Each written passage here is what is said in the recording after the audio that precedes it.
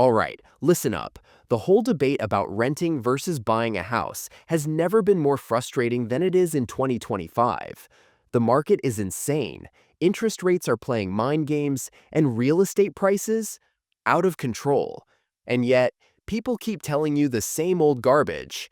Buying a house is the best investment, or renting is throwing money away. Enough of that nonsense. Let's break this down with facts, not outdated advice that doesn't apply anymore.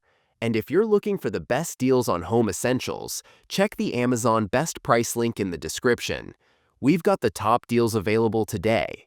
First off, the biggest myth floating around is that buying a house is a one-way ticket to wealth. Yeah, that worked in the early 2000s when home prices were reasonable, but now, the average home price in the US has skyrocketed beyond logic. In major cities, we're talking $600,000 to $800,000 just to get something decent. And that's before factoring in closing costs, property taxes, maintenance, and the absurd mortgage rates hovering around 7% in 2025. You know what that means? A 30-year mortgage on a $500,000 home will have you paying over $1 million by the time it's done. $1 million for something you technically don't even own outright until decades later. And let's not even talk about unexpected repairs, because surprise, roofs don't last forever, and neither does that outdated plumbing. But what about renting? People love saying you're wasting money when you rent. No, you're paying for flexibility. You're not locked into a mortgage that controls your entire financial future. You don't have to deal with property taxes, surprise maintenance bills, or the stress of selling when the market crashes. Because yes, housing bubbles burst, and they will again. In 2025, renting isn't just about affordability, it's about freedom. You can move when you want, live in high-demand areas without coughing up a fortune, and invest your savings in something that actually grows, like the stock market or a side hustle. Do the math. If you rent a place for $2,500 a month, that's $30,000 a year. Even after 5 years, that's $150,000. Sounds like a lot?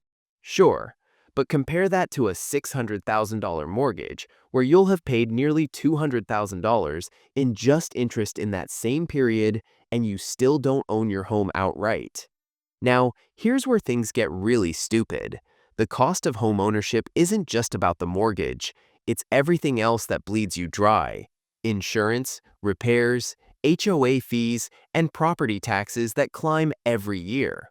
What started as a smart investment turns into a financial chokehold, forcing you to stay at a job you hate just to keep up. And don't even think about getting into the Airbnb game to make passive income, because cities are cracking down hard on short-term rentals, leaving homeowners stuck with houses they can't profit from. But let's be real. There are scenarios where buying makes sense. If you're staying put for 10 plus years, have at least 20% down, and you're in a market that's not absurdly inflated, buying could be worth it. You build equity, have stability, and eventually own something.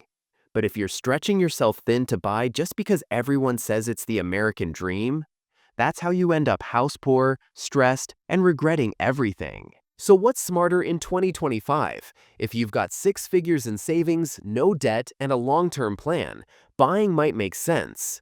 But for the majority of people, rent, invest, and keep your financial flexibility.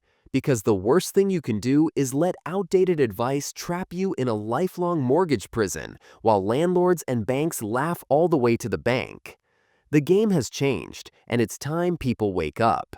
If you're looking for smart home essentials at the best prices, check the Amazon link in the description. We've got the top deals available today.